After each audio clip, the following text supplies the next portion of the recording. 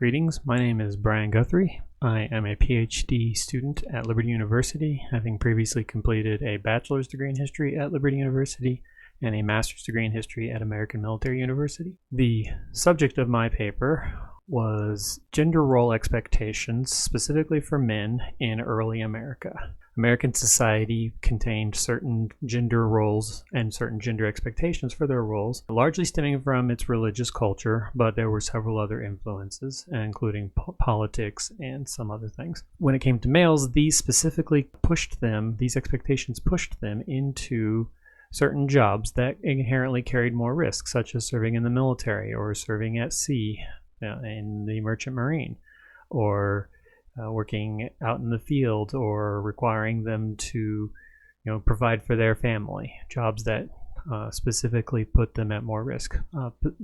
Serving in the militia obviously counts as the military, but also serving as sheriff or law enforcement. Even when they were inside these positions, once they were filling them, they still faced more pressures, both from their peers and from their superiors and from home, that they were expected to perform a certain way. They were expected to be brave. They were expected to be courageous. They were expected to not let people down. They were expected to provide. They were expected to support the people, both their families and the people that they were working with.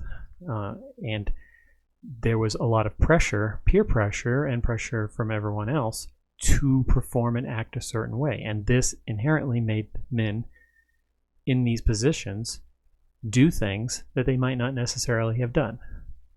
As an example, a soldier might know that running into a particular clearing meant that he was going to die, but he would do it anyway because everyone else was going, and he didn't want to be called a coward, and he didn't want to be said he left his brethren behind, even though he knew that if he went a different way, he could probably avoid it and still accomplish the mission. There were also expectations that came with position, class. People who were considered superiors expected inferiors to look up to them, to behave a certain way, to not question them. In terms of gender, females were expected to be subordinate to males. Once the 19th century rolled around, that became really dominant. The 18th century, which we looked at specifically with this paper, was looking at how those roles shifted and changed.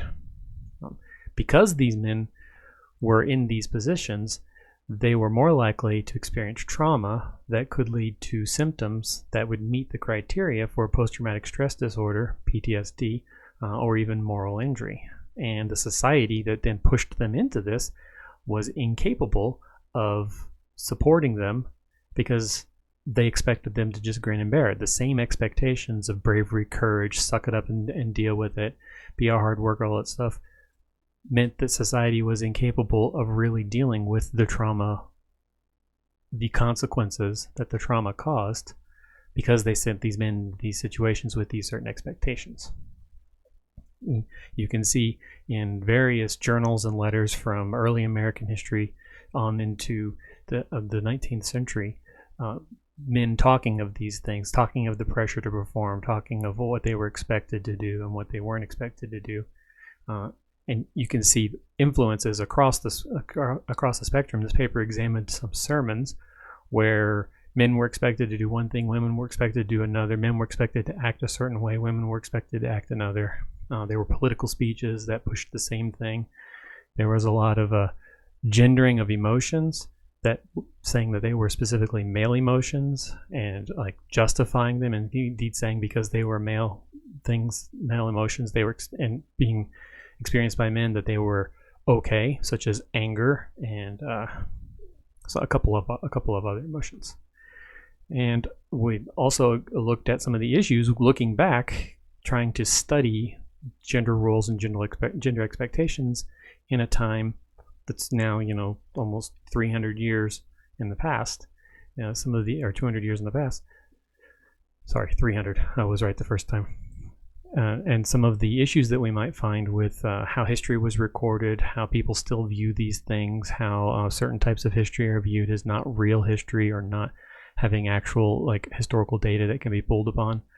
One historian we examined specifically highlighted how the views of gender in the 19th century altered how we in the 20th and 21st centuries looked back on 18th century gender stereotypes and gender roles that were actually much more fluid and different than they were in the 19th century, except in areas where heavy religious influence kept forcing people into gendered expectations, even down to expecting that certain jobs would have gender requirements, depending on who was doing them.